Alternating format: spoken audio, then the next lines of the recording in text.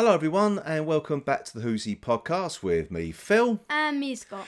And on this episode, it's our instant or knee-jerk reaction to the war between the land and the sea, which aired on BBC One. Well, it's last night for us, isn't it, actually? But this is our instant reaction to it, our first thoughts. So obviously we're covering the first two episodes. And it's a very, very short, sort of quick recording this one, only because we've got limited time to get it all ready and put out on, because we're going out on our YouTube channel and also on our normal audio feed as well. So looking at the first two episodes, which were called Homo Aqua and the Plastic Apocalypse. Yes, indeed. So, Scott, what did you think? I really, really enjoyed it. But before we get to me, I want to know what you think, actually, because you were kind of unsure about the whole consideration by Rusty Davis again, and you're not really the fondest fan of Rusty Davis I know, the last couple of years. So before we get to me, because you can already guess I like it. What do you think? Okay, well, my bar was set fairly low for this, actually, because I was just so disappointed with the last couple of series of Doctor Who, and I thought we're just going to get more of the same with this as well.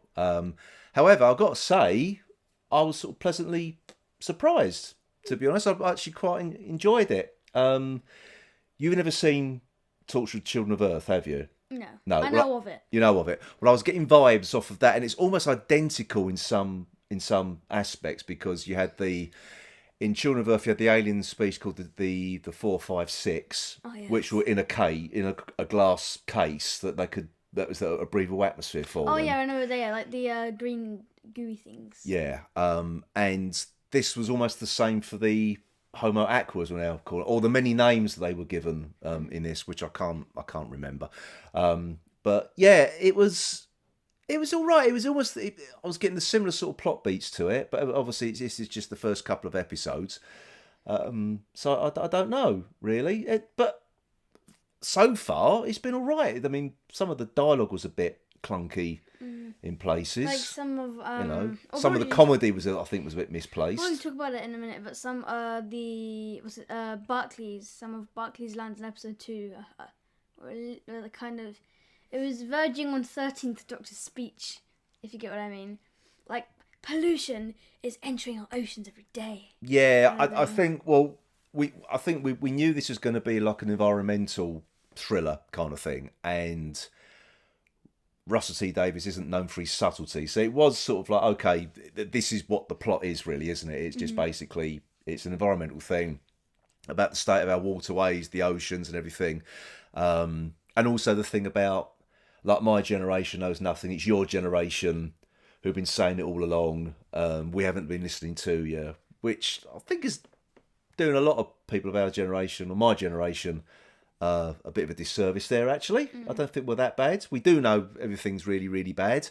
And that whole speech he gave us in episode 2 was, I don't know, it was sort of really, it's about time sort of the ordinary people had a go at fixing the planet. But as you know, in the programme, he was in a room full of business people and military who were want to maintain the status quo, and I kind of think that's really what's happening now. Really, it's all, like when they sit about fixing all the waterways and everything. It would take them 40 years. Yeah, which was that was nonsense, wasn't it? But I say nonsense, but that's the kind of answer you would get. It's true. Yeah, exactly. So yeah, but I thought it was good. It looked really good. I think I know people sort of said, oh no, they're not sea devils, they don't like the original design, but I don't really mind it. You could say there's different sort of subspecies of aquatic, reptilia living under the ocean. Like that's my headcanon. Fish ones, and then human looking ones. Yeah, what about those weird sort of coelacanth looking, those other two more fishy like creatures? What were they about? I don't know. I actually thought they weren't very scary. No, I don't think they're meant to be scary. It's meant to look odd. They look like they could be your friend. I don't think so, Ed. They look a bit evil, to be honest with you. I mean, maybe. But maybe. I think it makes sense because the Silurians already got a revamp, and they're close cousins to the Silurians, so I guess that's kind of why they changed the design to make more sense. Yeah. Like the whole sort of facial kind of design. Yeah, and yeah. I mean, that kind of I don't know aspect what to I suppose they do look like turtles, but I think the original sea devils look more like turtles than these new ones do. It is a pretty drastic change because the other ones were like brown with like chainmail, and these ones are well, blue. whereas they were wearing samurai outfits, so Oh, yeah, that was a bit ridiculous. yeah, it was ridiculous actually. But yeah, I mean, I really quite enjoyed it actually. I want to see. I don't know if did the guy get a name check. The guy who was given the tissue samples from the salt's No. eggs. Did he get a name? I can't remember what his name No. was. I know the actor Patrick Balladin. He always plays a slimy politician type. He's always normally a bad guy. So I think. I don't think we got a name for him. Maybe we did. I don't know. It must have done. Must have done. I think there's a whole thing going on there, and there's an inside guy as well. Well, yeah, the French major, whatever, she got rumbled, didn't she? But the American general, whatever, he hasn't Been caught out. caught out yet. No, but it's only a matter of time, I think. But yeah, I mean, it's quite good. I mean, I like the performance of Gugu and Bertha Raw. I think she's quite good as Salt. Weird as she sort of changed sex when she got angry. Yeah. She turns to a male, whatever she is, or he is. They are, I should say, probably. I don't can't know. answer that. I mean, I'm assuming they will have answers to all these. Why there's different types of sort of Homo Aqua. But I guess it's kind of like, as they're all related, Silurians, humans, and sea devils and Homo Aqua. They're all, as I said, they're all closely cousins. So maybe they also just have different types of races and yeah, exactly. That, yeah, which kind of makes sense. that's what it's meant to be about, really.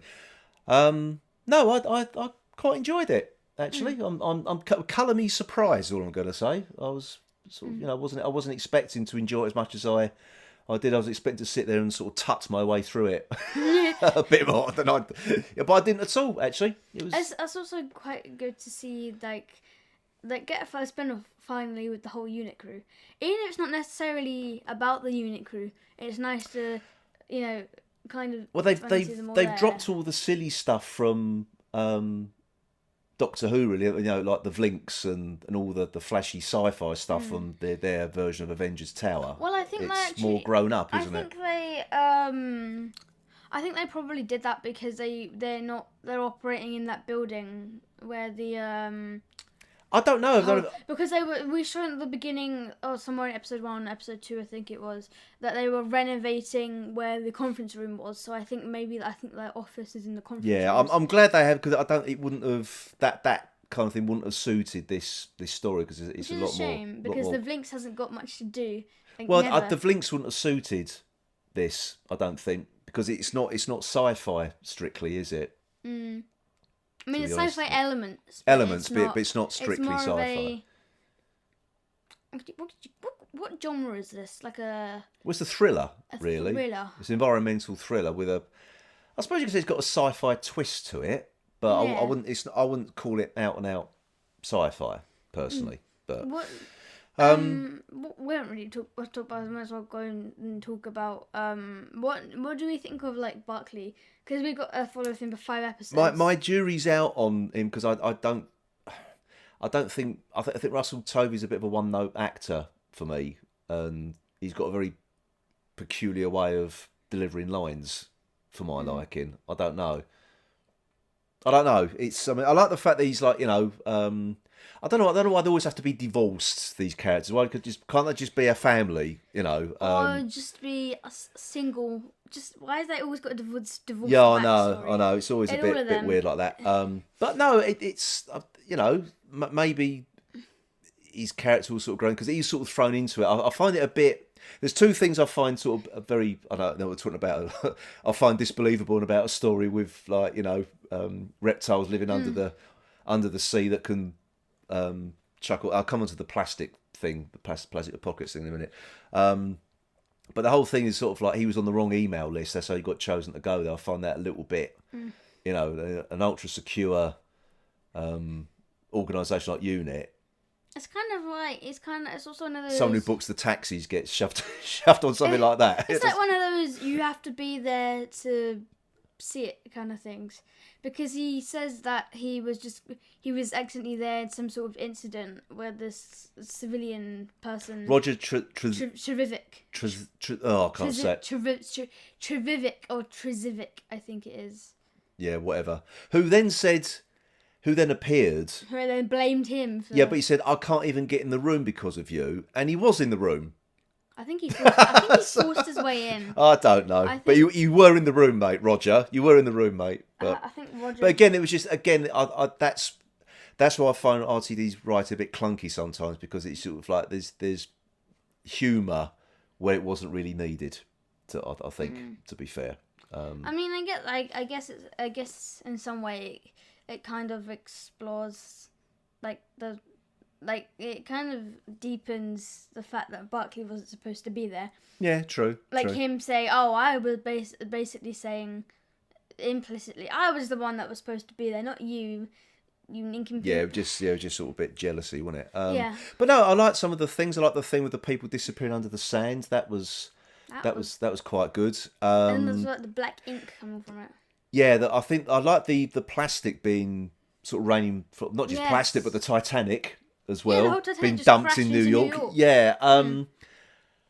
Yeah, it does sort of beg the question though, if they wanted the human race to do it and they just did it anyway themselves, they sorted out the problem themselves. Well, then why didn't they just do that in the first place? Yeah, how did they do that? Did they have like cannons just firing rubbish into the... Don't know. Again, it's sort. I'm assuming it'll be. But I guess, but I did say. I said I'm assuming it's going to be explained, but maybe they not. said it's because they control everything but the land, so they control the air and the water and.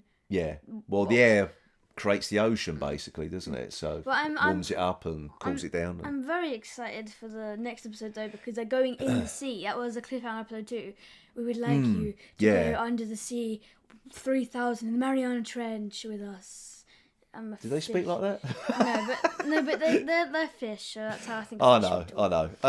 No, I enjoyed it. I did enjoy it actually. I did enjoy it. It's kind of like a peculiar piece of television with it's just so good. Like all the characters, like there's even ones that you already hate but you barely know who they are. Well, the thing is, I don't want to hate it because this is the last bit of sort of Doctor Who related. No, I mean the characters. Stuff. Well, no, I was going to say this is the last sort of stuff we're going to get before Christmas next year.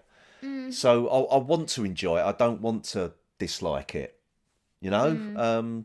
So yeah, I think it's colour. I was pleasantly surprised with this. Oh, and one fun thing, we finally got confirmation that Kate and Colonel Ibrahim are in fact together. Are an item, yes indeed. I'm quite sure HR will have something to say about that. She is the head of HR. She can't. And Trinity Wells. And Trinity Wells. Yes. Yeah, Trinity Wells is back. She's back. I thought that Russell Davies probably has a phone number on speed dial. Oh, he must do actually. That actress, yeah. Hello, can you come up Doctor Who? Yes. Yes, please. Well, I've never seen anything else, so it must be. Yes, so I'm actually looking forward to next week. Actually, I am as well. I'm looking forward to it. So, anything else to say before we wrap this short review up? No, but I think you'll be excited for next week because I think it's just a Pete McTighe episode. Yeah, because obviously, the first episode's written by RTD, the second one's Pete McTighe, but obviously you could tell there's RTD's fingerprints all over this. Well, he is the showrunner. Exactly. So. Yeah. So anyway, is that it? No, that is it. That is it. Okay. So we'll be back again next week with our knee-jerk reaction for episodes 3 and 4, and then we'll also follow suit with episode 5 as well. I think that's it, isn't it? Really. So thanks for listening. Thanks for watching, and we'll see you next time. So bye for now. Goodbye.